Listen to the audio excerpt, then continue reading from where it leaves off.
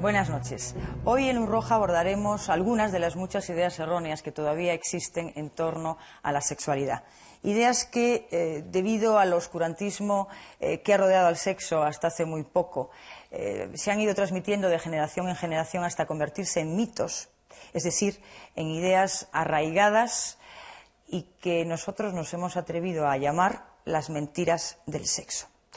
Pero lo malo no es que estas ideas sean falsas, sino que las convierte en un verdadero problema social, es que generan verdaderas insatisfacciones en la vida sexual en pareja.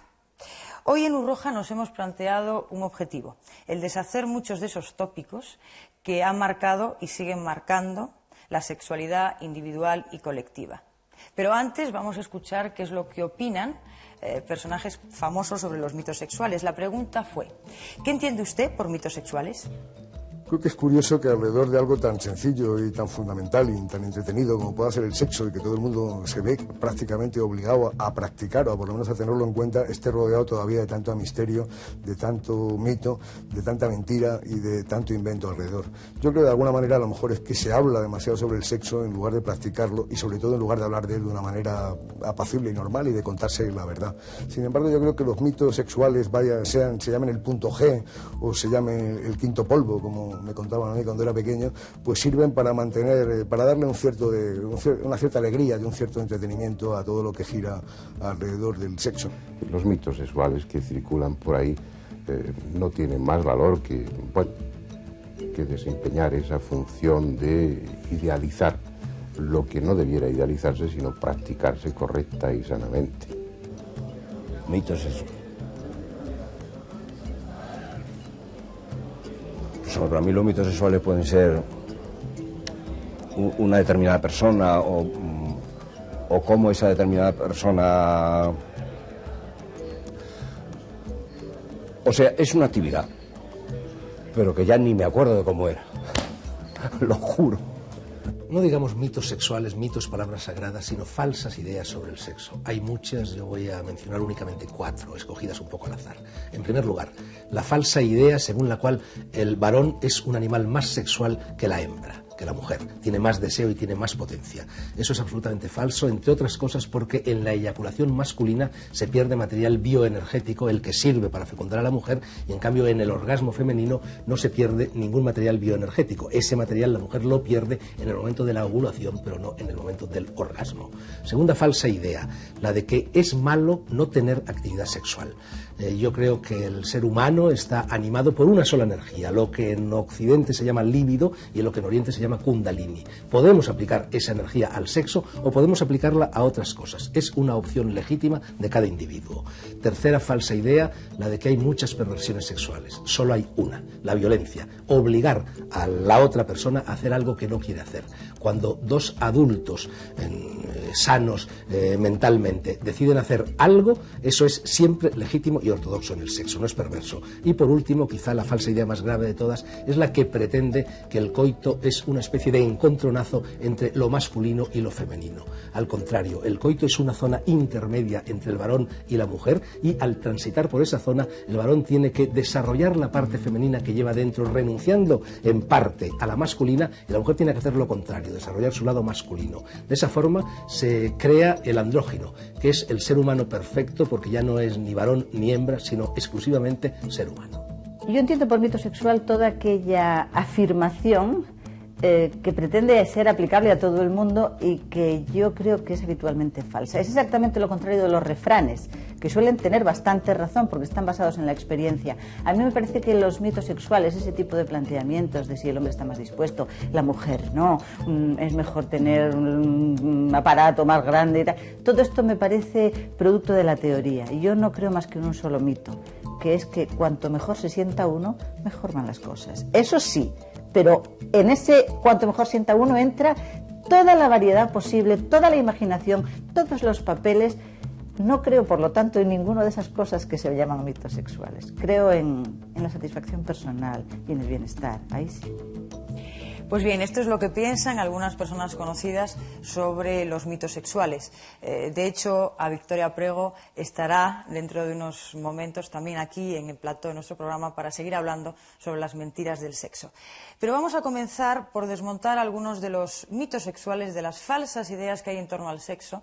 Y vamos a empezar con el orgasmo y el coito. Una de las ideas más extendidas es que una verdadera relación sexual implica necesariamente siempre la penetración y que todo lo demás, es decir, las caricias, la ternura, los besos, los abrazos, son un mero preámbulo, generalmente apresurado, y que tiene que llevar a la fuerza al coito. Esto, además de ser absolutamente incorrecto, es la causa de muchos de los aburrimientos que suelen surgir en la convivencia no solamente sexual, sino también afectiva en la pareja. En la misma línea se encuentra otra de las falsas ideas que dice, y que hace pensar a muchas personas, que una relación sexual tiene que conducir a la fuerza al orgasmo. Y entonces ocurre que cuando uno de los miembros de la pareja no lo logra, generalmente la mujer, la relación sexual se considera fallida. Producto de estas ideas falsas son seguramente estos testimonios que vamos a escuchar. Cuando mantengo relaciones sexuales, noto como yo me pongo nerviosa, rígida y a la defensiva. Siento a mi marido como alguien acaparador, transforma a otra persona. Entonces yo no siento el orgasmo, no sé lo que es. Me gustaría saber lo que es como en las películas, que está todo tan bien. Así solo siento solo siento el fracaso y ganas de escapar. Mi problema es de una gran desinformación. Y posteriormente tuve una enfermedad, una endometriosis. Y los especialistas me trataron con anticonceptivos a un largo plazo, o sea que los estuve tomando durante mucho tiempo. Eso creo que me creó una poca apetencia sexual y comentándolo después con amigas, con parientes, ellos siempre me decían que esto era el colmo, que era tocar el cielo con las manos. Y yo eso, la verdad, no lo he conseguido nunca. Yo tengo muchos problemas con mi marido porque soy incapaz de llegar al orgasmo. La mayoría de las veces lo finjo, pero él parece que lo nota y esto provoca muchísimas discusiones y sobre todo mucha tensión. He intentado leer libros sobre este tema, he ido a médicos, lo he tratado de comentar con amigas, a ver si me podían dar situaciones, consejos, pero no he logrado nada. Yo pienso que soy incapaz de llegar al orgasmo. Yo noto perfectamente cuando mi marido llega a casa con ganas de guerra y yo, aunque procuro agradarle y estar dispuesta, me siento muy nerviosa y excitada. Y esto es lo que me impide llegar al orgasmo. Recuerdo que una amiga me comentó que tomar un tranquilizante con cerveza relajaba muchísimo y yo, aunque lo he probado, sí es cierto, me relaja un poco, pero tampoco consigo llegar al orgasmo. Tras el relato de estas mujeres podemos intuir una cierta frustración que deriva generalmente en ansiedad, en nerviosismo y, sobre todo, en rechazo del sexo. El convertir el orgasmo en una exigencia lleva a convertirlo también en una obsesión, que lo único que genera es insatisfacción sexual, personal y en la relación con la otra persona.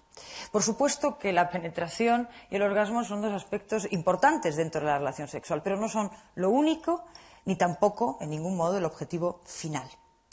Hay otras creencias falsas, como por ejemplo el pensar que los dos miembros de la pareja tienen que llegar al mismo tiempo y del mismo modo al orgasmo.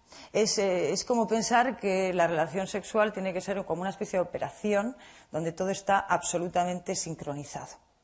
De igual manera, y esto ya ha alcanzado unos límites, creemos que extremadamente exagerados, es el pensar que falsamente, que el tamaño del pene está en una relación directa con la satisfacción de la mujer. De esto vamos a hablar con mayor profundidad más adelante, pero antes vamos a escuchar lo que piensan españoles y españolas. La pregunta fue la siguiente: ¿cree usted que el tamaño del pene tiene alguna relación con la satisfacción sexual de la mujer? Escuchemos las respuestas. No, en absoluto.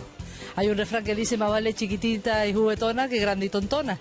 Vamos, eso no tiene nada que ver, eso depende de cómo se lo monte cada uno, de la fantasía que pueda tener cada uno. No. ¿Por qué? Pues porque yo creo que todos son iguales, ¿no? Claro, no he visto nada más que al de mi marido, los demás no los he mirado. Y te pregunta, me hace, pues la verdad es que no sé, yo creo que es el grueso lo que guarda relación, no el tamaño. En absoluto. ¿Por qué? Porque eso depende de lo artista que sea uno. Hombre, depende de qué pene, ¿no? Los hay pequeñitos, pero juguetones, que están bien. Luego los hay grandes, que a lo mejor son sosos y no resultan tan bien, ¿no? No, completamente mentira, eso no es así. El pene no tiene nada que ver. El orgasmo se consigue de muchas formas y no por el tamaño del pene. Por supuestísimo que no. Yo creo que no. Seguro, vaya. Pues bueno, yo pienso que no, ¿no? Lo que de verdad hace lo que estimula más en una relación sexual es lo bien o lo mal que tú sepas hacerlo. O sea, el tamaño del pene, pues yo pienso que tiene que ver muy poco. Pues depende, porque en algunos casos es totalmente lo contrario, muy grande, horrible, fatal. Y si es súper pequeñísimo, me imagino que también mal, pero una cosa mediana, pues sí. No, absolutamente. ¿Por qué? Porque yo considero que es mejor la experiencia, es mejor el juego, es mejor digamos el tonteo que el tamaño del pene. Pues para nada, no creo en eso en absoluto, vaya. Además, creo, vaya, por cosas que me han contado y cosas que me han dicho amigas, al revés, al contrario, muchas veces es mejor un tamaño no tan grande ni tan exagerado para que haya más placer. En absoluto. Influye la habilidad del hombre, eso sí, pero el tamaño no. No, para nada. ¿Por qué? Porque creo que va en el erotismo y va en los juegos eróticos que haya la mayor satisfacción que se pueda sentir, no en el tamaño, ni mucho menos. Pues no sé, supongo que tendrá pues una cierta importancia. Vamos, que tendrá que tener el tamaño mínimo, el estándar, los famosos 12 centímetros. Por supuesto que no. No va en la cantidad, sino en la calidad. Bueno, está probado científicamente, de que la sensibilidad de las mujeres es de tan solo los 7 primeros centímetros, creo. Es posible que para unas sí, para otras no. Depende de lo que piense ella o de su forma de ver la sexualidad. Yo creo que sí, depende como sea, coño. Pues si es un hombre normal, pues tiene que satisfacer algo, como no. Ahora, si es un liliputiense, pues nada. Yo creo que no. Completamente segura de que no. Tal y como opinan la mayoría de los encuestados, el tamaño del pene no guarda ninguna relación con la satisfacción sexual de la mujer. Y esto tiene una sencilla explicación que vamos a ver con la ayuda de un gráfico. Durante el coito, la vagina de la mujer se adapta lo mismo a un pene grande que a uno pequeño. A esto habría que añadir que la zona interior de la vagina no tiene sensibilidad porque carece de terminaciones nerviosas. Por lo tanto, la estimulación en esta zona profunda de la vagina por un mayor tamaño del pene no produce más placer. Las zonas verdaderamente sensibles de la mujer se sitúan en la parte anterior de la vagina y sobre todo en el clítoris, de forma que pueden ser perfectamente estimuladas por un pene pequeño. El tamaño, pues, es lo de menos. El problema se da cuando esto se convierte en una preocupación para el hombre, le obsesiona y puede derivar en impotencia simplemente por temor, por falta de confianza y por miedo a fracasar en la relación sexual con la mujer. Pues bien, hay una gran cantidad, como ven, de mentiras en torno al coito y al orgasmo, como también en torno a otra actividad sexual que ha sido denostada por sociedades y religiones muy puritanas.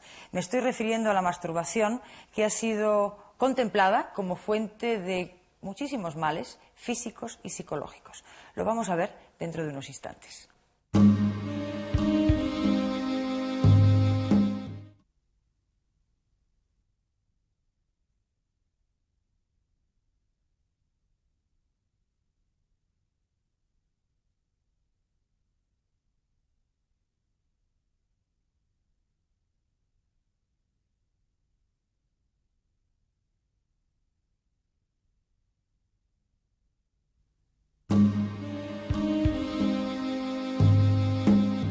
Les decía hace unos momentos que la masturbación como fuente de enfermedades físicas y psicológicas ha sido una de las ideas más arraigadas en la sociedad, en nuestra sociedad. Estas ideas tienen su base en diversas religiones que concebían el semen como una sustancia única y exclusivamente dirigida a la fertilidad, a la fecundación. Y la expulsión del semen por puro placer estaba considerada como algo pecaminoso. Fue en los siglos XVIII y XIX cuando la prohibición de la masturbación alcanzó la mayor virulencia, apoyándose en ideas, en opiniones pretendidamente científicas que defendían que la masturbación podía producir enfermedades físicas como la ceguera, psicológicas como una absoluta y total locura y hasta algo tan peregrino como el reblandecimiento de la médula ósea. Todas estas ideas ocasionaron que se desarrollaran procedimientos para atajar esto que se consideraba un vicio deleznable. Procedimientos como, por ejemplo, la prohibición de alimentos considerados excitantes como el chocolate o como el café. Se recomendaba que no se utilizaran calzones muy ajustados y se diseñó una especie de jaula que se colocaba en los genitales y que de alguna forma mantenía lejos cualquier tipo de impulso de las manos. Actualmente los criterios sobre lo que es salud y lo que no es salud, saludable o no, son diametralmente opuestos. De hecho, actualmente no hay ningún tipo de idea científica que apoye que la masturbación genera enfermedad. Pero ¿ha cambiado la opinión de la calle? ¿Qué haría usted si de repente se encuentra a su hijo masturbándose? Nuestro programa ha pensado y de hecho ha realizado la siguiente pregunta en la calle. ¿Qué haría usted si sorprendiese a su hijo masturbándose? Vamos a ver lo que nos han contestado. Pues, hombre, lo castigaría, es normal. Pues nada, que siguiera, que está bien. No, yo lo hago. Lo he pillado ciertas veces. Yo le digo por lo menos que tenga cuidado, que se distraiga lo que pueda, porque es malo para su salud. Hombre, yo hablo con ellos de esas cosas y se lo digo, que se masturben, porque es normal, ¿no? Le metería una leche que flipas. Yo no me sorprendería porque de hecho, pues cuando uno es un hobby, pues vamos, eso es normal, vamos. Lo dejaría que acabara y no haría como si no lo hubiera visto. Me cago en Dios, yo me hartaba reír. Claro, eso es normal, en un joven. Me parece que haría que no lo veia, eh? O me quedaria fría. No, li intentaria explicar què és això i endavant, vull dir, no passa res. En ese momento no sé lo que haría yo. Yo creo que le pegaría, ¿no? Nada, ¿qué va a hacer? Es algo lógico, natural, ¿no? Indudablemente yo le diría que no lo hiciera, porque eso crea problemas psíquicos. ¿Comprende usted? Lo comprendería perfectamente. Uno también, cuando era joven, lo ha practicado. Yo soy cristiana y según la palabra de Dios eso no está bien. Pues no me extrañaría porque yo lo he hecho. Hombre, no me gustaría nada. Una cosa que yo creo que me parece muy mal. No creo que le dijera muchas cosas, porque verdaderamente eso todo el mundo lo hace, lo ha hecho de joven, ¿verdad? O sea que yo mismo, por ejemplo, y cualquiera lo puede hacer, o sea que no creo que sea ninguna cosa del otro mundo, o sea, una cosa corriente, es una cosa normal de la naturaleza. Lo primero que haría era quitarle la mano. Pues nada, lo consideraría muy normal, puesto que yo lo he hecho y todos lo hemos hecho. Yo entiendo que es un poco nocivo para la salud y por consiguiente, de cesar la idea hay que buscar otro camino más correcto. Lo dejaría que terminara. Lo dejaría. Creo que es una cosa natural. ¿Sabe lo que es masturbándose, no? La palabra masturbarse significa igual drogado, lo mismo drogado que lo mismo sea una cosa de que anormal, no es normal. ¿Es así o no? Pues yo lo primero que haría es ahorcarlo. Si se masturba es porque le produce alguna satisfacción. No me parece que sea nada malo. Decirle lo que está haciendo y lo que es, porque no creo que eso sea tampoco para coger ni una enfermedad, ni sea para nada malo, como hasta ahora hemos estado todos creídos, niños no haga esto, niños que son malos, niños, y el temor que nos han tenido cuando ahora nos estamos dando cuenta de que no es una cosa tan mala y que es una cosa de lo más natural del mundo. Nada, no haría nada, le explicaría en lo que consiste la masturbación, una vez que terminara lo dejaría y una vez que terminara le explicaría. Hombre, en primer lugar no me gustaría encontrármelo, pero si se diera el caso, que la cuide, que le tiene que durar mucho tiempo. Habrán comprobado ustedes que las opiniones son múltiples. Afortunadamente, desde el mundo de la medicina y también de la psicología, los criterios han cambiado. No se considera la masturbación patológico y, de hecho, ya en la Primera Guerra Mundial los médicos recomendaban a los soldados la masturbación como medida para no acudir a la prostitución y, por tanto, contraer algún tipo de enfermedad de transmisión sexual, en aquella época la sífilis, que en aquel entonces era mortal. Más adelante, más o menos por aquellos años, Havelock Ellis primero y Freud también contribuyeron a atacar esa idea imperante de que la masturbación era algo negativo y fuente de enfermedades. Freud, de hecho, lo recomendaba para mitigar algunos síntomas psicopatológicos que podrían haber sido causados por la represión sexual. Vuelvo a repetir, la masturbación hoy en día no se considera patológica ni tampoco generadora de ningún tipo de enfermedad. No hay en sí misma ningún tipo de práctica sexual que sea en sí misma negativa. Únicamente es el uso que cada persona haga de ello o la actitud que se tenga ante esa determinada práctica. Pero lo que sí es verdad es que en muchos adolescentes, chicos y chicas, determinadas informaciones, creencias, en gran medida religiosas, han generado grandes sentimientos de culpa cuando llevan a cabo conductas masturbatorias. Para aclarar estos conceptos desde el punto de vista moral y también científico, están con nosotros los siguientes invitados. En primer lugar, el padre Benjamín Forcano. Buenas noches. Buenas noches. El padre Benjamín Forcano es sacerdote y también autor de un libro sobre ética sexual. Y también está con nosotros José Borrás, psicólogo y experto en sexología, en sexualidad. Buenas noches a los dos. Muy buenas noches. En primer lugar, ante todo, personalmente y también todo el equipo de Luz Roja pensamos que una moral un poco trasnochada y una educación religiosa demasiado estricta rodearon la masturbación de un halo negativo, y hasta tal punto que seguramente a muchos de ustedes les ocasionó un fuerte sentimiento de culpabilidad. ¿Usted qué opina, padre? Bueno, yo creo que ya es hora de que tengamos la valentía y la humildad de reconocer lo que decía este famoso teólogo psicoanalista Dreberman, un libro que ha escrito y que ha tenido una difusión en Alemania de 300.000 ejemplares, un libro de 800 páginas, y decía, a propósito de este tema de la masturbación, que la Iglesia Católica nunca ha reconocido la responsabilidad de inducir a infinidad de jóvenes a la enfermedad e incluso a la locura por complejos de culpabilidad y por un exceso de obsesión. Evidentemente, como tú has dicho, estamos en un momento nuevo.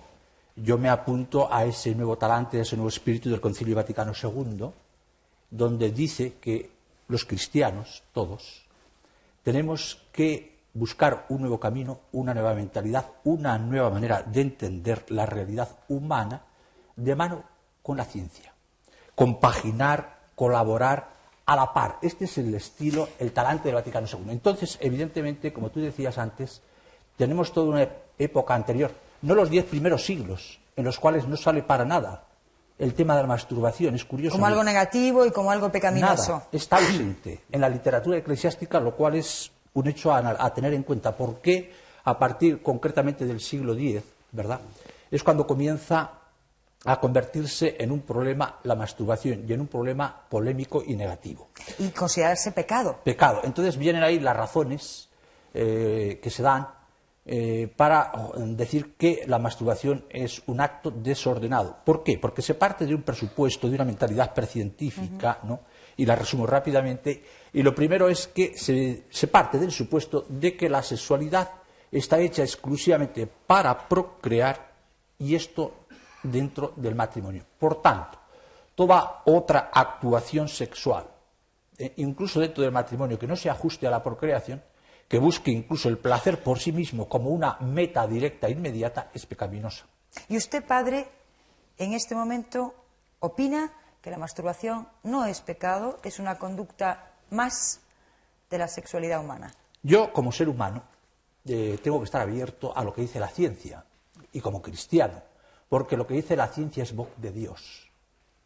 Y la ciencia dice que la masturbación no genera Si la biología y la antropología y la psicología profunda afirman que la masturbación pues es un componente que se sitúa dentro de ese proceso normal de la persona humana, ¿no?, hacia la relación, hacia la comunicación, entonces habrá que analizarlo desde esa perspectiva, desde esas coordenadas, pero no pensar que realmente la masturbación sea algo pecaminoso, algo, lo que se decía antes, ese vicio abominable, nefasto, porque incluso se llegaba a decir que la masturbación era más grave que la fornicación, porque en la fornicación todavía se salvaba el fin de la procreación, sí, pero en la masturbación no.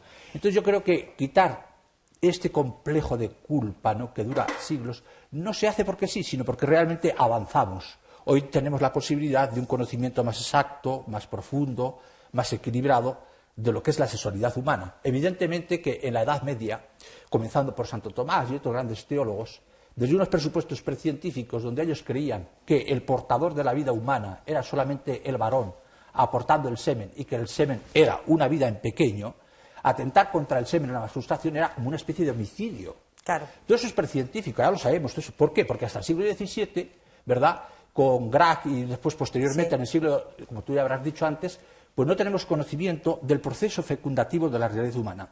Entonces no podemos seguir manteniendo afirmaciones que no se sustentan hoy científicamente. Agradezco mucho, padre, las aclaraciones que luego le seguiré ahondando en esto que me ha dicho. Pero antes quisiera preguntar al doctor Borràs, como psicólogo y también como sexólogo, ¿qué problemas puede acarrear en el adolescente esa especie de excesivo sentimiento de culpa que muchas veces padres, educadores y también religiosos pues le meten en la cabeza desde que es pequeñito? Bueno, ya estaba haciendo incidencia antes, Benjamín, sobre que los sentimientos de culpa en sí mismos siempre no construyen, no facilitan el desarrollo ni del adolescente ni del adulto, porque a veces también tenemos una tendencia a lo mejor a ubicar la masturbación como algo relacionado con una etapa de la adolescencia, una etapa de la vida. ¿Pero es bueno para el desarrollo emocional de los adolescentes? Absolutamente bueno. O sea, diríamos que no es que no sea malo, es que es bueno, es positivo. El conocimiento del propio organismo, el conocimiento de un aspecto de la fisiología y de cómo funciona, cómo responde, cómo sentimos, cómo podemos, cómo la persona, en este caso el adolescente, preguntabas, puede reconocer sus propias sensaciones agradables, es básico si algún día, además, por supuesto, quiere evitar otros problemas cuando pretenda compartir emociones y sensaciones con otra persona. ¿Y cómo tiene que reaccionar un padre o una madre? Les hago a ambos la misma pregunta que antes han estado escuchando las respuestas, que antes preguntábamos a hombres y mujeres en la calle. ¿Qué haría usted si sorprendiese a su hijo masturbándose? Y ha habido multitud de respuestas que no he comentado precisamente para preguntarles a ustedes. Doctor Borràs, ¿qué es lo que hay que hacer cuando un padre o una madre ve a un niño, a una Absolutamente niña? nada. El niño está haciendo algo como podría estar haciendo cualquier otra conducta o cualquier actividad corporal, lúdica, con lo cual lo que sí que habría que tener en cuenta es que en un momento determinado al niño habría que hacerle notar lo que puede hacer en público y lo que en nuestra sociedad pertenece a la esfera de lo privado, de lo íntimo. Pero por lo demás... Nada más. Y para terminar, ¿cómo creen uno y otro, primero el doctor Borràs, para terminar con usted, padre. ¿Cómo creen uno y otro que se debe considerar la masturbación? ¿Una necesidad, una falta de información sexual, una forma más de expresión del sexo? Indudablemente es una forma más de expresión del sexo.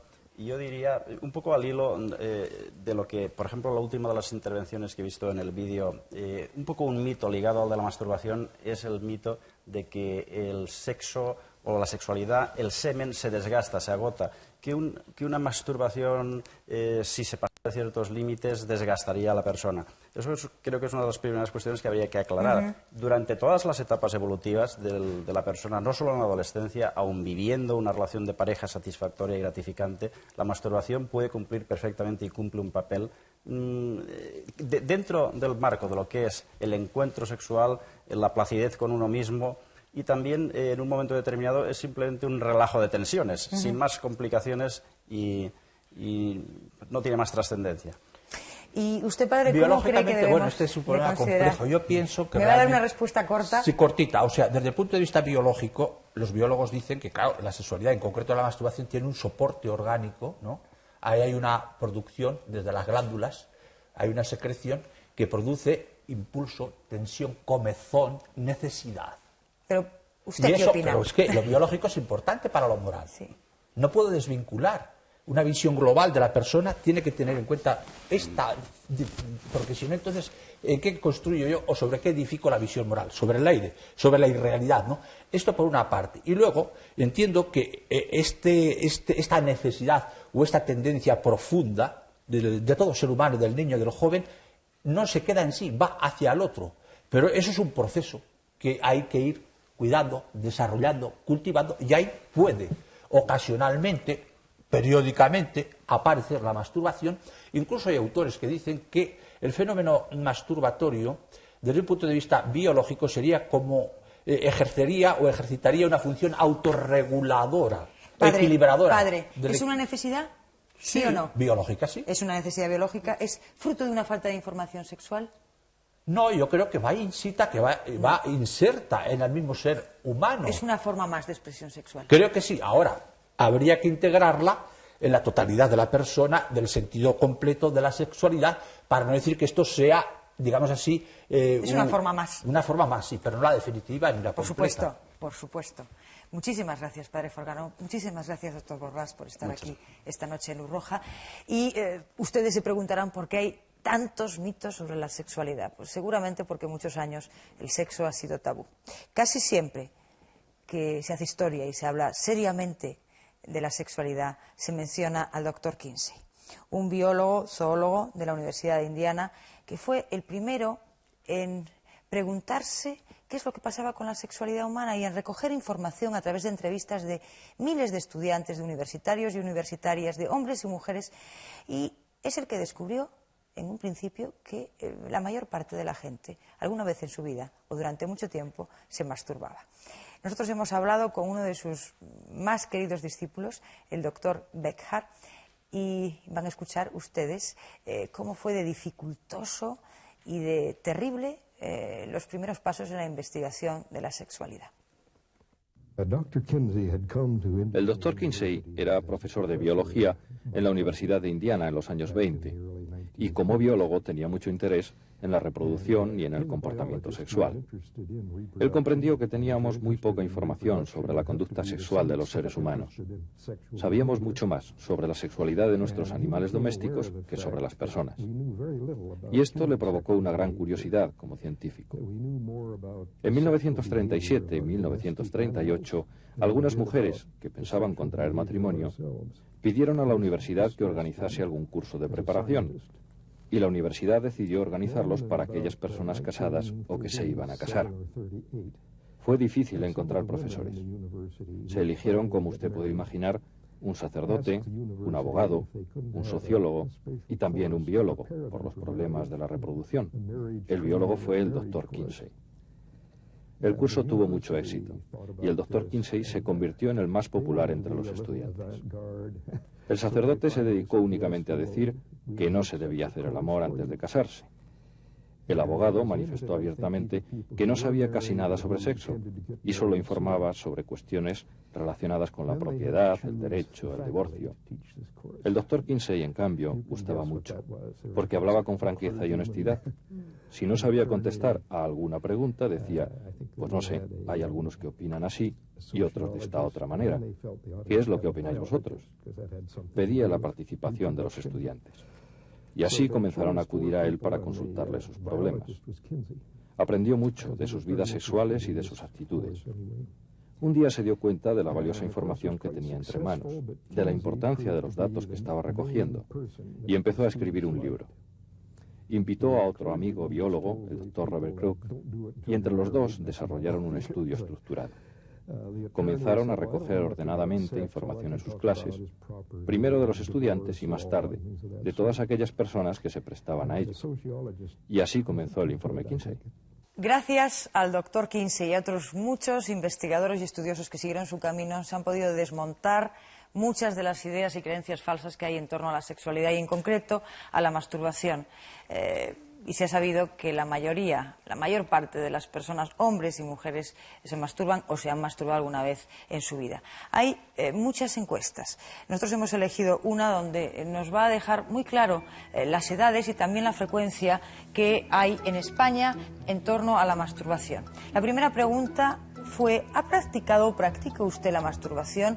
El 66% de los hombres, es decir, más del 50%, más de la mitad de los hombres, reconocen que sí la practica en la actualidad, frente a un 37% de las mujeres. Dicen no haberla practicado nunca, en cambio, un 1,5%, es decir, un porcentaje mínimo de hombres, frente a un 30% de mujeres. Los segundos datos que les vamos a ofrecer es la práctica de la masturbación según las edades.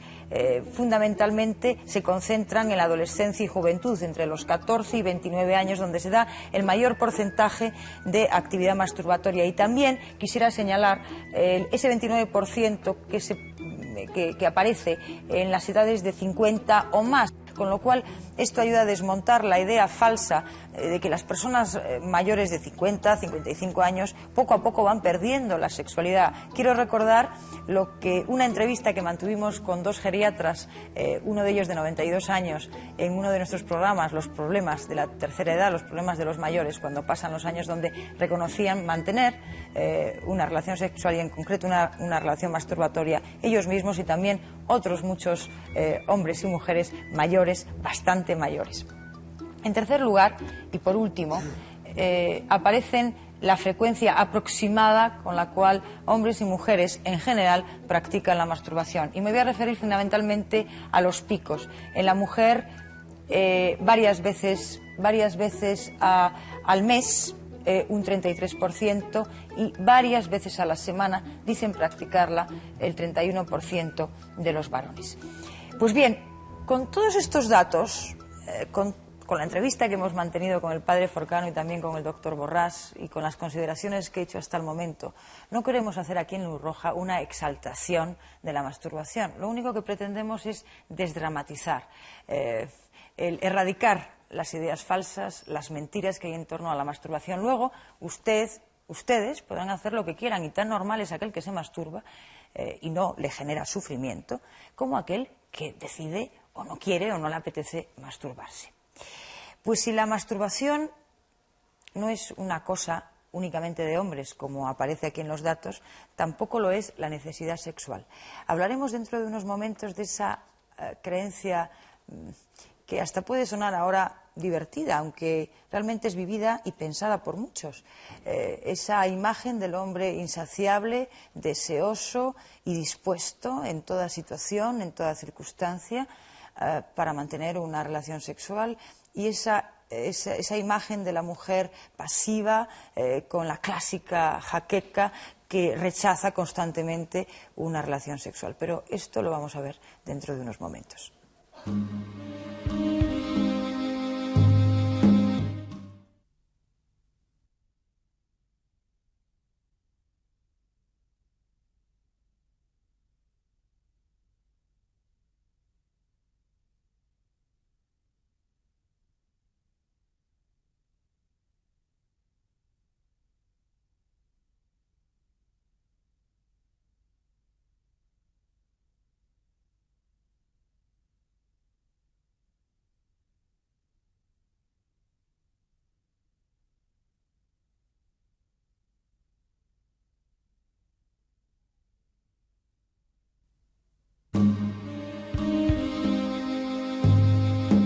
Les comentaba hace unos instantes uno de los mitos de las creencias falsas más extendidas que supuestamente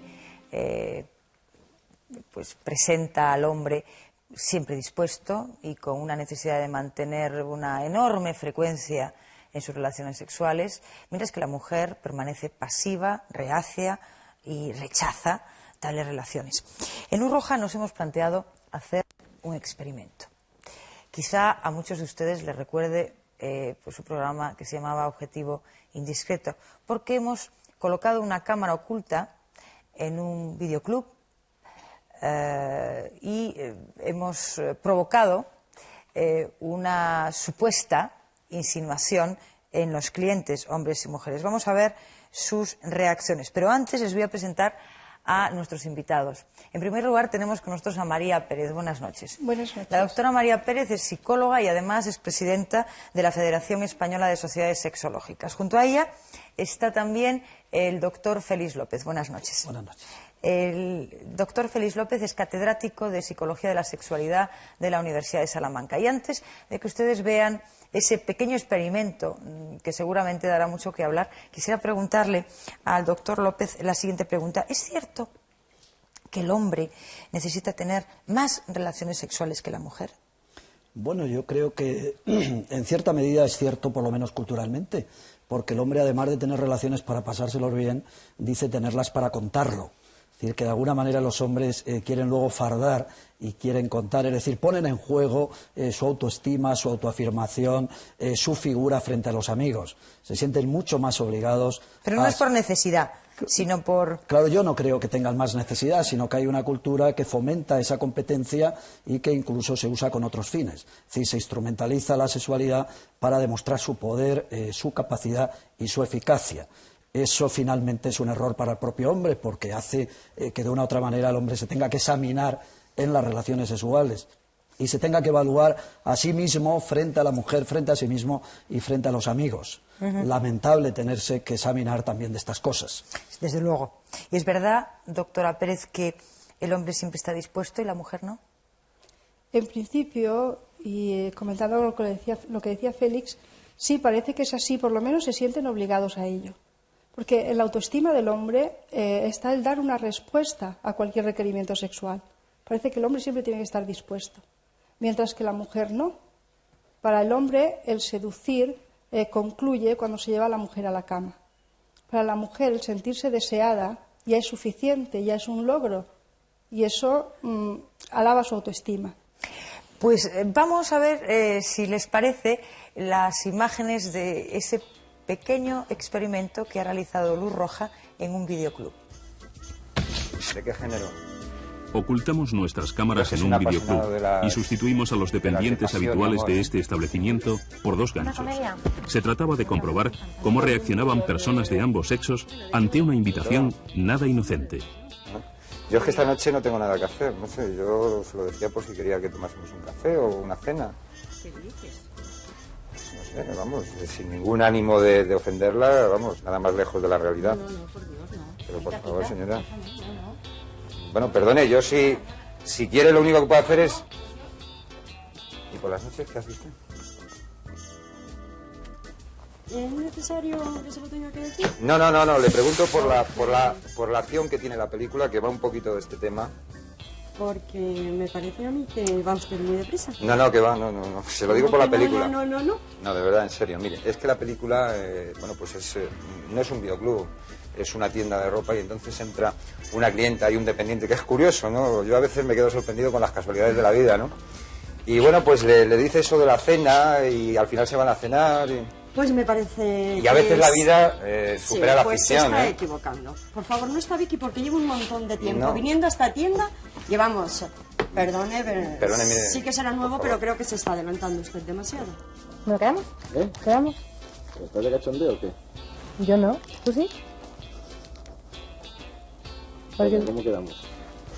Pues... ¿Dónde quedamos? Pero que yo tengo novio, que somos que hacer estas cosas, por Dios. Pues no se lo cuentes. Yo tengo mi novio en Alicante, no se lo voy a contar. ¿No hay algún sitio donde tú vas para mí? Anda por ahí, venga. Bueno. ¿Y mañana por la tarde? Mañana por la tarde no, porque yo trabajo. Ya buscaría yo otro día. Pues el sábado. Ya buscaría yo otro día. Si eso me das tu teléfono, te doy mi teléfono y ya quedaríamos para otro día. Bueno, vale, dame tu teléfono. Perdón. No, gracias. Esta noche te la llevo porque... Que no. Venga, anda, Que no, porfa. no. Ah, por favor. Que no, de verdad que no. ¿Quedamos? ¿A qué hora sales? Digo sobre las 12:30, 1. ¿Cómo se llama el sitio? Después de Veloz, están quietos. Pues te voy a buscar a la 1, ¿vale? Como quieras. Venga. Vale, vale. ¿A tu casa? Venga. Vale, ¿dónde vives? Venga. ¿Vas a sacar lo que llamas? ¿A qué hora me llamas? ¿Y de proposición indecente de qué tipo de proposición indecente estamos hablando? ¿Será o no será casualidad que hay un rechazo total por parte de las mujeres? Sin embargo, la mayor parte de los señores estarían encantados de una propuesta de este estilo. Doctora Pérez, ¿qué opina? Pues yo creo que casualidad en absoluto. Es que lo que comentábamos antes, los hombres no saben decir que no. Es decir, les cuesta muchísimo decir que no. Cuando una mujer, ellos tienen que ser siempre los caballeros que están dispuestos a servir a la mujer, y un hombre tiene que estar dispuesto a tener una relación sexual en cada momento. Pero eso es Es muy problemático para ellos. Es una falsa creencia que les lleva a tener verdaderos problemas.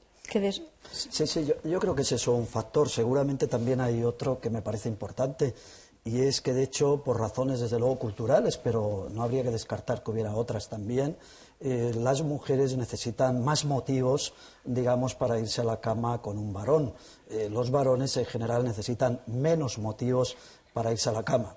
De manera que es verdad que se sienten obligados a responder, pero también necesitan menos motivos, ¿no? Y entonces hay un problema también de código y de situación. No estoy muy de acuerdo, doctora Pérez. Yo creo que es una cuestión cultural. Yo creo que realmente lo de necesitar, porque yo creo que estamos viendo el cambio en las generaciones nuevas. Realmente yo creo que para una mujer criado en unas enseñanzas donde la sexualidad es algo represivo, donde nos han enseñado, digo nos han enseñado porque las personas de mi generación también, a guardarnos mucho de los encuentros sexuales, es normal que estemos muy entrenadas en el no.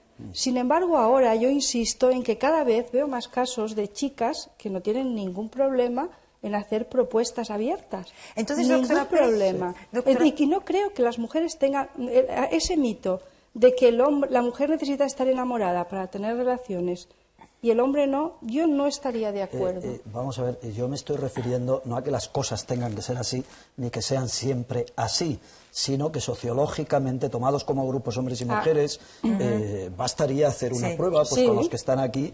De hecho, es así.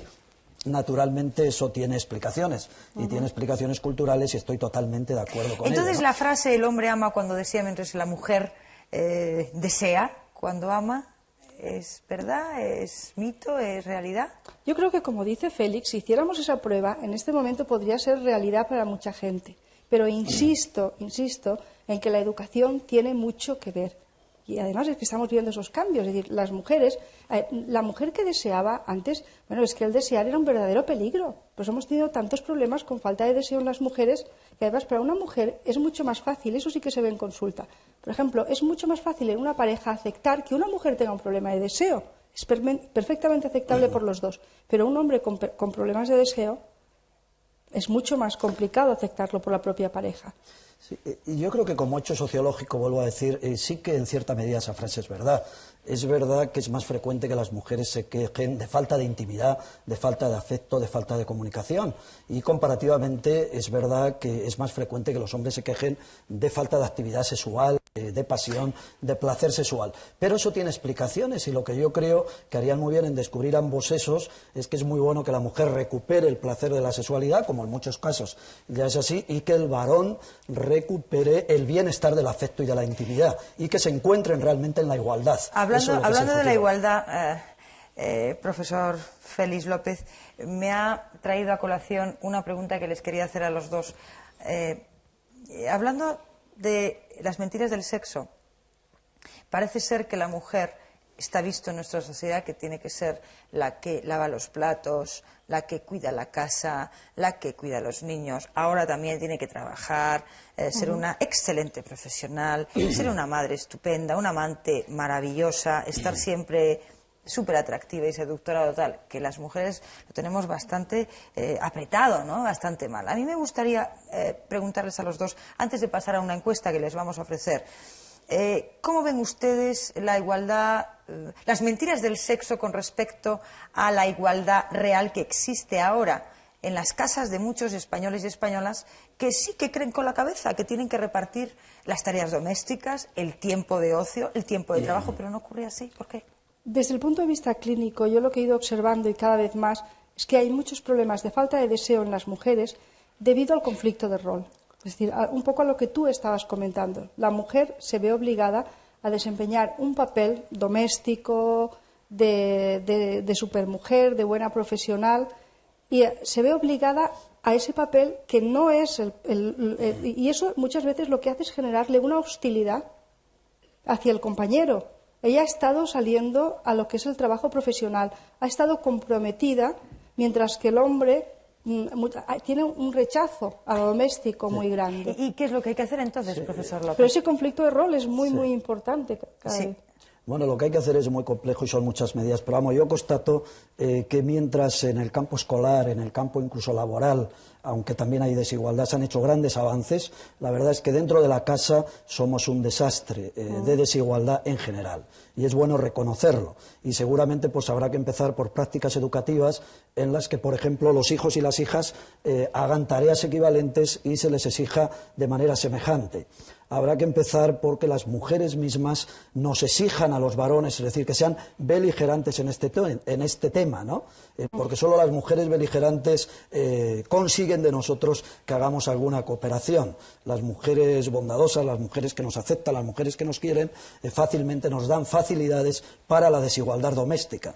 De manera que yo creo que... Nos pedís mucho, siempre nos pedís mucho. Os pido que seáis beligerantes. Sí, pero fíjate, a nosotros también se nos ha educado a ser tiernas, a ser cariñosas, a ser muy comprensivas y a ser unas excelentes amas de casa.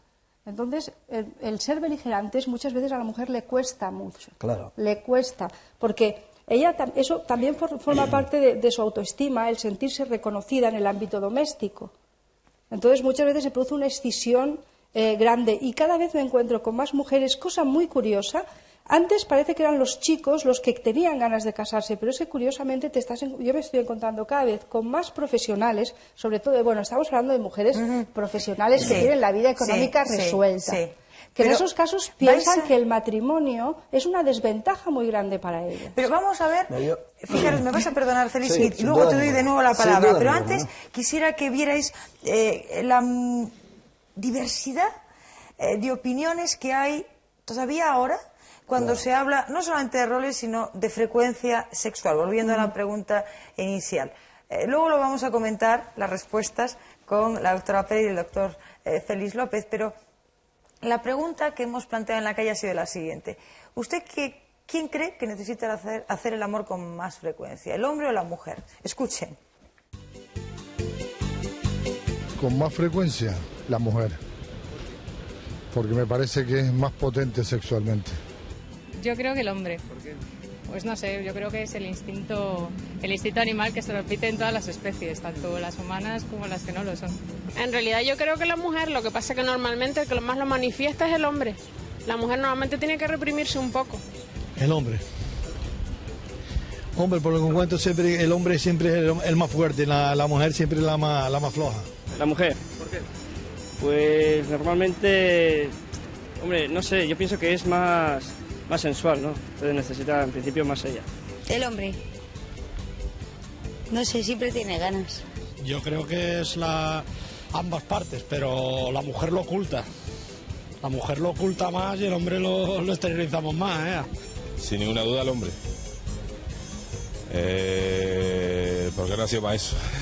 Algo máis o home, eu penso que sí. Porque o home é un pouquiño máis lanzado que a muller. Creo que el hombre. Porque sí, por la mujer, yo que pienso que somos un poquito más frías en ese sentido. El hombre, sí. No sé, por la naturaleza, por la biología quizás. La biología de los genes ya es natural. La mujer. Porque somos más potentes sexualmente. El hombre. Porque yo creo que tiene más fuerza e non sei, tiene que desahogarse máis, me parece a mí. Hombre, eu creo que os dous son seres humanos igual que de carne e hueso, non comprende. Eso depende de la persona, pero siempre el hombre no le da tanta vergüenza decirlo y normalmente por eso se dice que el hombre tiene más necesidad sexual, pero yo creo que es lo mismo, solamente que las mujeres se cohíben un poco más al decirlo. Precisamente ha sido esta última encuestada, pues una adolescente muy joven, y también este señor, el penúltimo, gallego muy mayor, las dos personas que el equipo de Luz Roja pensamos son los que tienen razón. Es el ser humano el que establece la diferencia, no el ser hombre o mujer con respecto a la necesidad o la frecuencia sexual y también de dedicación a la casa, a las tareas de la casa. Pero les voy a hacer, quisiera pedirles un pequeño comentario sobre esta encuesta, tanto a la doctora Pérez como al doctor López. ¿Qué opina usted de esta gran diversidad? De esta gran diversidad, pues que cada uno cuenta según le va. Esa es un poco la experiencia que parece. Lo que veo muy positivo es la cantidad de mujeres que salen en la Cámara y que afirman y se permiten afirmar en este momento que realmente la mujer tiene más ese deseo. Entonces veo que es un cambio importante. Y parecía apreciar en esta corta muestra que las personas más jóvenes eran las que hablaban de que los dos o de la mujer, mientras que las personas más mayores pues tendían más a decir que era el hombre. ¿Usted piensa que somos iguales? Absolutamente. A mí me encanta la respuesta de este señor mayor gallego, que dice, los dos son de carne y hueso, los dos son sujetos de pasiones, los dos saben y quieren ser amados, los dos necesitan ser abrazados y quererse. A mí me parece que es imposible decir quién necesita más porque nos necesitamos todos mucho. Lo que pasa es que a veces los malos aprendizajes nos juegan malas pasadas, pero en realidad todos necesitamos lo mismo y todos necesitamos mucho amor, mucha ternura, mucho cariño. Me encanta la respuesta de este señor mayor. Pues muchísimas gracias, profesor Félix López. Muchísimas gracias, doctora María Pérez, por sus comentarios.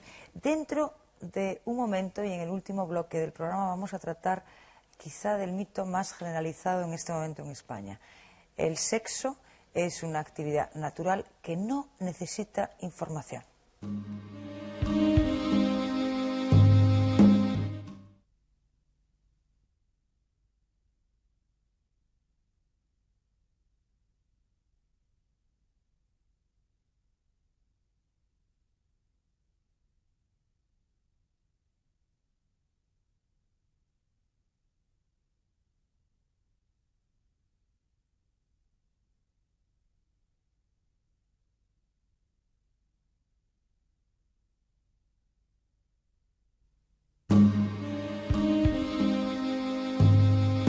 Hay otras muchísimas mentiras en torno al mundo del sexo, que por cuestiones de tiempo no va a ser posible el plantear aquí esta noche en Luz Roja. Como por ejemplo esas presuntas causas genéticas que determinan y condicionan un determinado tipo de orientación sexual o aquellas que defienden, esas creencias falsas que defienden que hay determinadas razas que están mucho más dotadas para mantener una relación sexual. Hay una creencia falsa tremendamente peligrosa. El pensar que una mujer con la menstruación, durante la menstruación, no puede quedarse embarazada bajo ningún concepto. Esto ha ocasionado que muchas mujeres, precisamente por realizar una relación sexual con coito, se quedaran embarazadas. También hay otras muchísimas personas que constantemente se están planteando la relación sexual como una especie de carrera en la cual hay que batir récords. En la sexualidad no hay ningún tipo de regla fija. Y si la hubiera, es la de la propia satisfacción y la satisfacción de la convivencia con la pareja. Pero en este último bloque de Luz Roja vamos a plantear un mito sexual, una creencia falsa, que puede ser la respuesta a la siguiente pregunta. ¿Es el sexo algo espontáneo, algo natural, algo que se tiene que estudiar, algo que se aprende, algo que no necesita ningún tipo de información? Pues bien, hay muchísimas teorías que intentan responder a esta pregunta, como por ejemplo aquellos que piensan que el si Adán y Eva no tuvieron ningún tipo de información sexual y todos estamos aquí, ¿por qué nosotros la necesitamos? O aquellos que piensan que la información sexual única y exclusivamente conduce a la perversión, a la promiscuidad y al pecado.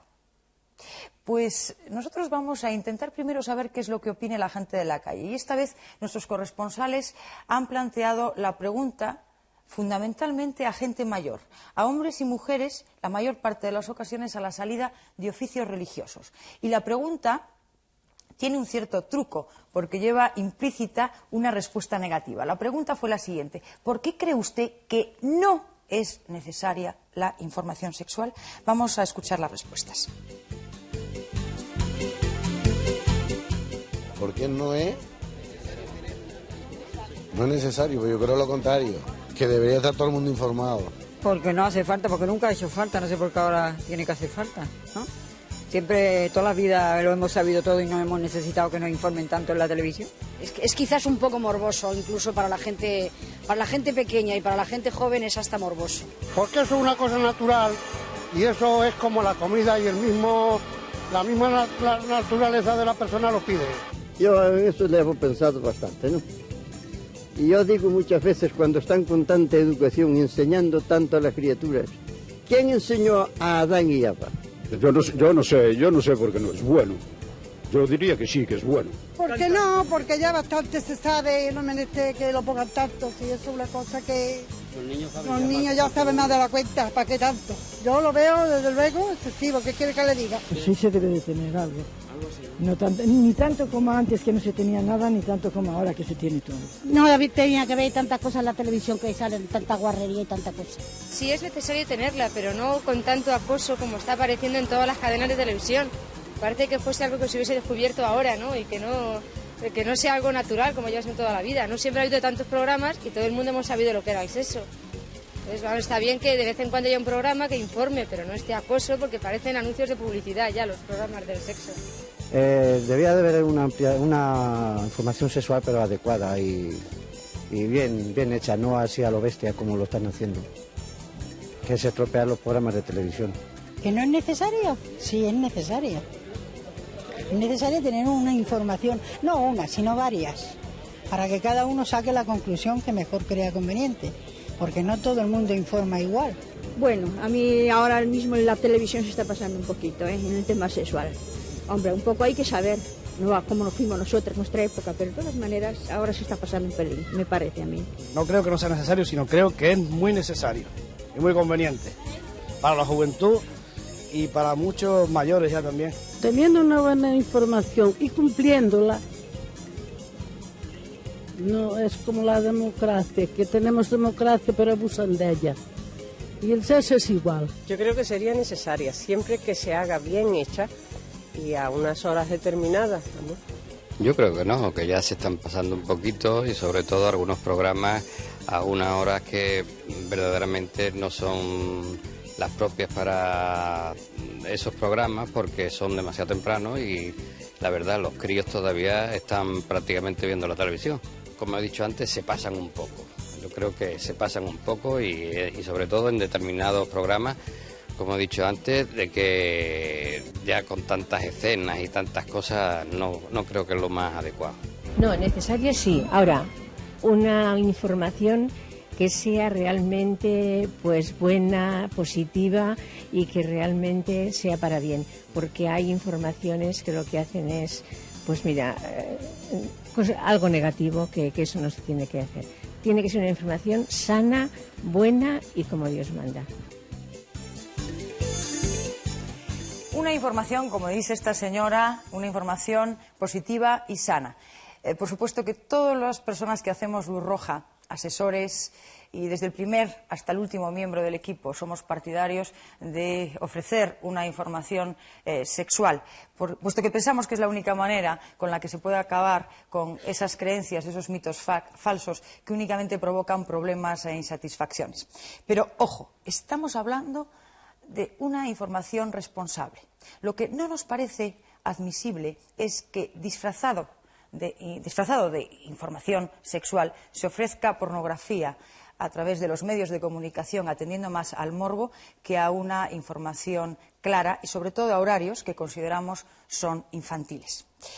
Creemos también que los medios de comunicación son absolutamente vitales en la información y también en la educación sexual. Por eso, el equipo de Luz Roja ha decidido en este programa que no vamos a consultar a expertos, sino a dos personas muy conocidas de todos ustedes que precisamente hacen los medios de comunicación. Me estoy refiriendo a Victoria Prego. Buenas noches. Buenas noches. Y también a Andrés Averasturi. Buenas noches. Muy bueno. Os paso la pregunta a ambos. ¿Creéis que los medios de comunicación son los encargados o pueden ocupar un papel importante en la información sexual? Yo creo que sí, que es imprescindible, y sobre todo la televisión, que es lo que la población recibe con más intensidad y más frecuencia como información. Es decir, creo que la televisión como medio de comunicación fundamental tiene que hacerse cargo de ese capítulo esencial de la vida de los ciudadanos, que es la información sexual. Sí. ¿Opina? Sí, a mí me preocupa el tema de la información. Lo que ya es más complicado es cuando quieren educar. Yo creo que la televisión no debe educar, que debe educar el ambiente cotidiano, que debe educar las escuelas, la familia, pero sí tiene que informar, tiene la obligación de informar de la sexualidad, como tiene la obligación de informar de la política, como tiene que informar del consumo, de los alimentos, de la cesta de la compra. Es decir, es una actividad más en la vida, por lo tanto, una de ellas. Lo que pasa es que tú decías hace un segundo, pero sin engañarnos. Es decir, a ver qué envoltorio, el envoltorio puede ser igual y el contenido muy distinto. Un poquito de honradez no estaría de más. Una cosa es información y otra cosa es morbo, regodeo, espectáculo. Bien, dígase, muéstrese, no se disimule, ya seleccionaremos nosotros. Pero la información no es lo mismo, es lo acabas de decir perfectamente. Para ti, Victoria, ¿cómo debería ser un programa ideal de información sexual? Y como el tuyo. Muchas gracias, Andrés. Como el nuestro. Como el nuestro. Bueno, y yo, desde luego, como en todas las cuestiones, creo que las personas tienen que ser expertas. Es decir, del mismo modo que comer es una actividad natural y casi irreprimible, pero hay que aprender a comer bien y alimentarse como es debido, y a no atracarse de grasas, y a saber que el pescado azul es mejor que la carne de cerdo de una manera sistemática, que la información sexual requiere gente que tenga auténticos conocimientos científicos y que pueda formularlos de una manera objetiva y bastante impecable. Y luego ya el ciudadano hace lo que quiere con esos datos. Pero eso es lo que creo que tiene que ser fundamental, que esté a cargo de gente verdaderamente experta, porque aficionados hay muchos, gente valiente muchísima, audacia toda la que tú quieras, pero todo eso no es información, todo eso es otras cosas. Pero la condición que yo creo que es esencial para cualquier tipo de información, para la periodística, para la internacional, para la musical, para cualquiera, es tener muchos conocimientos y poderlos formular. ¿Opina parecido, igual? Sí, distinto? no, yo opino igual. Yo creo que Victoria y yo estamos aprendiendo a nuestras alturas bastante, porque realmente lo que aprendíamos en nuestra época pues no era demasiado. No se hablaba de todo esto ni en televisión, ni por supuesto ni siquiera se hablaba en las casas, ¿no? Imagínate, en la televisión era una cosa absolutamente lejana. Yo me acuerdo cuando dábamos en quinto de bachiller, que no sé a qué corresponder ahora en EGB de esas cosas, que todo el mundo estaba esperando dábamos moral cristiana. Entonces íbamos mandamiento por mandamiento, y cuando llegaba el sexto, todo el mundo estaba ahí con la expectativa. Entonces decía el padre Amando, que era el cura, el profesor mío, decía, bueno, esto ya lo sabéis todo, pasamos al séptimo. Con lo cual nos hundía absolutamente en la miseria, porque realmente lo que no sabíamos nada era del sexto mandamiento, ¿no? Entonces ocurrían unas cosas absolutamente pintorescas en nuestra época. Hablando de vuestra época, Victoria, ¿qué os dijeron sobre el sexo y del sexo en casa y en el colegio? O sea, decías tú que no te hablaba. Sí, que no hablaba. Que pasábamos a la lección siguiente. A la siguiente. Claro. ¿Pero a Victoria le pasó lo mismo? Sí. Yo nunca he sabido nada, hasta de mayor. Pero nada de nada. Es decir, no que era Satanás, ni nada de esas cosas tampoco. Es decir, mi conocimiento era sencillamente transparente, era blanco, ¿no? Yo no tenía desde mi casa una información negativa y satanizada y condenatoria del asunto, ni tampoco tenía información. Es decir, que yo era completamente ignorante, pero en el sentido más estricto y puro de la palabra. Pero en general la comunicación de la madre con la hija era mucho mayor que de la madre con el hijo. Es decir, los varones, los chicos, ahí no nos hablaba nadie de sexo en casa. Todavía remotamente, es decir, en el momento del periodo y todo eso, la madre se veía en la obligación de explicar, o la necesidad de explicar a la hija lo que le pasaba, que algo... No, nuestro padre que habla, esas cosas no se hablaban en casa. Pero es que en otra época también hay que decir una cosa, es decir, que entonces no había la libertad sexual que ahora, de manera que lo que tenían previsto nuestros padres probablemente es que conociéramos a un chico o a una chica, nos casáramos y fuéramos felices con aquel buen hombre. Y entonces la necesidad de proporcionarte información, yo los entiendo de alguna manera, era menos intensa porque ellos no se sentían tan alarmados. Es decir, el riesgo era infinitamente menor. Ahora es infinito. Ahora es enorme, la libertad es total y los chicos son dueños de su vida prácticamente, entonces tienen que tener un sentido de la responsabilidad que no teníamos entonces, porque no lo necesitábamos, estamos debajo del nido. Y naturalmente una información que ahora necesitan imperiosamente porque pueden ejercer toda su libertad, cosa que nosotros no. Pero una barbaridad, porque nosotros, yo creo que nuestro libro fue el diccionario. Yo estoy convencido que toda mi generación, y seguramente toda la gente más joven, lo primero que buscó en el diccionario fue puta. Porque era lo primero que sinvergüenza. No, yo, y te juro que era todo mucho más. Pero el problema era el enorme trauma que veías cuando veías la definición. Dice, ramera. Con lo cual te dejaba todavía peor, porque lo de puta por lo menos te sonaba, pero ramera ya no te sonaba nada. Entonces yo siempre pensé que las rameras eran las señoras que vendían flores.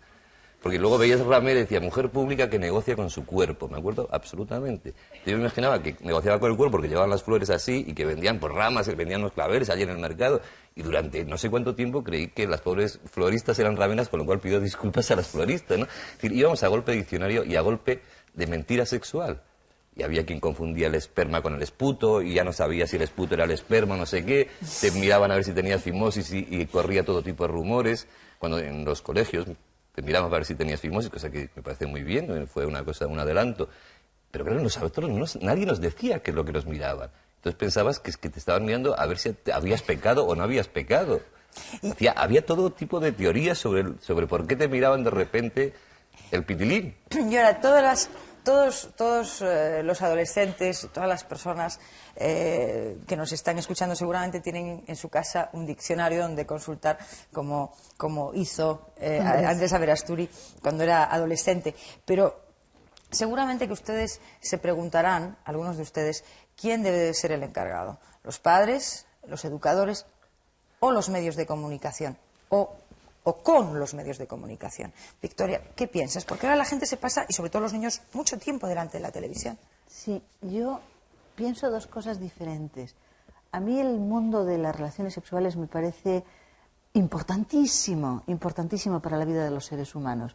Porque a lo mejor soy una antigua, pero yo creo que incorpora los sentimientos más directos, más inmediatos, más intensos y más ciertos. Sobre todo, entonces, eso determina mucho la vida, yo creo, determina la vida, determina la estabilidad, determina la tensión, el rencor muchísimas veces, el agradecimiento, la admiración, en fin, es muy importante. Negativo y positivo, ¿no? Muy negativo y positivo. Claro, es decir, es muy importante. Entonces, hay dos cosas. Una, digamos, la técnica, digamos, la información estrictamente objetiva, esto es así, esto se hace así y tal.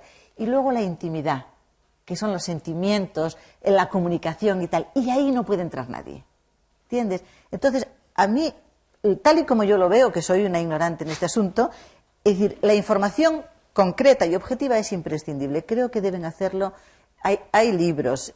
Los padres, naturalmente, tenemos que informar. Los medios de comunicación han de informar. Pero los padres tenemos una segunda tarea, que es la de ponerle música a esa letra. Es decir, ponerle aroma o talante a esa información. Bueno, ¿no? Que es muy bonito, digo. Ah, perdón. Y eso creo que es más importante desde el punto de vista de los padres, es decir, que es una obligación mucho más importante que es, mira, bonito, o chiquitín o chiquitina. Además de esto, es que, bueno, cada uno lo que piense, claro, yo pienso esto, es decir, es que querer a una persona es estupendo, ser sincero es estupendo, que esté en tus manos y tú en las suyas es soberbio, que podáis caminar juntos no tiene precio. Todo eso no lo pueden contar los medios de comunicación. Porque pero póntelo, pónselo, ¿quién se lo cuenta? Pues yo creo que todo el mundo, porque eso es una cosa, como decir, el pescado, los cubiertos de pescado se manejan así. Es decir, que un poco lo que decíamos antes, que la información sí debía estar en los medios, por lo menos no estar, aunque suene raro, no estar, es decir, estar presente en los medios. Y los padres eso, pero los padres pueden proporcionar esa información, pero casi diría yo que son más fáciles de sustituir, fíjate bien. En esto se hace así, esto se hace así. Y son insustituibles en la otra parte. Lo que me preocupa de la encuesta es que mucha gente decía que se quejaba de que las horas... Hombre, yo pondría la información sexual a la hora de los niños. Lo que bueno, según cómo se formule, un lenguaje apropiado, según cómo se formule, porque es que los niños tampoco tienen 50 pero cuando años. se critica la televisión en general, se mezcla todo, se mezclan diversos programas, unos programas con otros programas, películas, es decir, el sexo en la televisión, hombre, no es serio, vamos a hacer las cosas, a parcelar un poco las historias. Una cosa son los programas, otra cosa son otros programas, otra cosa son las películas, otra cosa es el sexo gratuito, que efectivamente debería estar fuera de los horarios. Ahora, yo pondría desde una televisión pública, un programa y privada, vamos, programas de información sexual a la hora de los niños. Bueno, pero porque la historia de la locomotora que se quiere con el trenecito, que yo nunca llegué a entender, pero que mi hijo me explicó en su momento y no sabía cómo nacían los niños, no sé quién daba luz, y la locomotora... Pero Andrés, un programa pensado para los niños. Pensado para los niños. Y obligatorio. Porque, entre otras cosas, los niños, cuando les hables de eso, estarán pensando en su papá y en su mamá, y en nadie más del mundo. Es decir, para ellos la información de esa índole, desde luego, no es una información universal, es mi papá y mi mamá, porque ahí empieza y acaba el mundo para él, ¿no? Entonces tiene que ser una información completamente, bueno, como para un niño, pero con un extraordinario grado de conocimiento, de sensibilidad, de sensatez, de prudencia y de eficacia, y de falta de mentiras. Ambos tenéis hijos. Sí. De edades adolescentes. Lo sé por ti, Andrés. También por ti, Victoria. ¿Qué diferencias hay en la actitud que tenéis con ellos a la actitud que tenían vuestros padres con vosotros? Yo le pregunto a él, para que me informe un poco. No hay que llegar a tanto. No, yo creo que es mucho más, que no tiene nada que ver, es de la noche al día, ¿no? Yo en casa no he hablado de... Yo me acuerdo que un día dije, y vuelvo a decirlo, puta en casa, cuando era muy chiquitito, en una comida... Y sí, sin silencio, porque no lo había leído, es que no lo había visto en el diccionario todavía. Y entonces dije, porque había una cosa que lo ponía en una pintada. Y sí fue un silencio, y no pasó nada malo, quiero decir, no pasó, nadie me regañó ni nada, pero no pasó nada bueno, nadie me dijo, mira, esto es esto, no sé qué, no sé cuándo. No se hablaba, era un tema, por lo menos en mi casa no se hablaba de eso. Y ahora se habla permanentemente, es decir, permanentemente, tampoco es que estemos dando la paliza a los hijos, pero si tenemos una confianza mutua, que a mí me parece importante, hijos y padres, para hablar de un cierto tema. Lo que pasa es que nos tienen que educar también a nosotros, ¿no? Que ese es el problema. Sabemos cómo decirlo, sabemos cuándo, damos la información que requieren en ese momento, nos pasamos, lo retrasamos, ese es el gran problema, ¿no? Pues yo no sé, la diferencia está en que este es un asunto que ahora se aborda con naturalidad. Desde luego no es que yo lo haya propiciado porque soy así de vanguardista, sino que yo ya soy hija de mi tiempo y mis hijos son hijos del suyo. Entonces no hay ningún problema cuando ellos hacen un comentario que yo apostille, porque yo aunque tiendo a dar discursos, mis discursos suelen ser de tipo moral. Ellos siempre escapan cuando yo digo, niños, discurso, dicen, Dios mío, otra vez y tal. Entonces, en esto yo no doy discursos, lo que doy son toques, cada X tiempo, cuando viene cuento, plum, una referencia, otra referencia, y algunas veces un discurso, pero de ese que te he explicado. Pero en casa no hay problema porque es otro el tiempo. Yo es que ahí a los padres, sinceramente te digo, Andrés, no les puedo responsabilizar. Era otra circunstancia, eran otras las necesidades y era otra nuestra situación. Hablo como mujer que soy, las chicas... No teníamos todas esas cosas que les pasa a Andrés. Es que a nosotros no nos pasaba prácticamente nada. Luego nos pasaba que nos casábamos y decíamos, ahí va, esta parte sí. Y ahí teníamos un aprendizaje que puede salir mal o bien o mal. Depende de cómo lo enfoques. Pero que aprendía sobre la marcha y el pobre aprendía también sobre la marcha y luego pasaban las cosas que pasaban. Y claro, a veces no sabías nada y no entendías. Pienso yo que puede ocurrir... Te asustabas y a lo mejor te alejabas de un ser humano que era espléndido, espléndido, y lo dejabas escapar porque no lo entendiste. Pero yo no estoy culpando a mis padres, que no, ya lo sé, Rey, ya lo sé. Fruto de su generación. Pero mucha gente, Andrés y Victoria, sigue hablando de traumas por la educación que recibieron. Si vosotros, al parecer, no os causó ningún trauma. A mí ninguno, porque a mí nunca me han dicho, horror, dáselo tú, tal. Yo nunca me he sentido sobrecogida, simplemente iba, es decir, en la ignorancia más neta. Sí, pero entonces no tenía ninguna sensación. Pero a ti sí, ¿no, Andrés? Mira, yo iba en el metro todos los días, me hacía un recorrido que atravesaba Madrid para ir al colegio. Entonces íbamos con unas niñas del colegio de enfrente, que era muy habitual. Y en uno de los apretujones del metro se me quedó la mano así al lado de una niña porque no cabíamos. Y entonces, pues, hombre, estábamos por la mañana y tal, y yo hacía así. Se me quedó la mano. Un poquito, y entonces me fui a confesar, porque como siempre me confesaba de lo mismo... Yo tenía el complejo de que nunca decía, que no tenía ningún pecado, me parecía que era un imbécil. Es buenísimo. No, es que no se me ocurría que podía pecar. Yo te puedo decir mi confesión todavía. No te la digo porque queda muy ridículo. Dila. Pues por supuesto, puedes decirla. Es una confesión pública, ¿no? Sí, no, si ya se la sabe medio cura, se lo saben todo.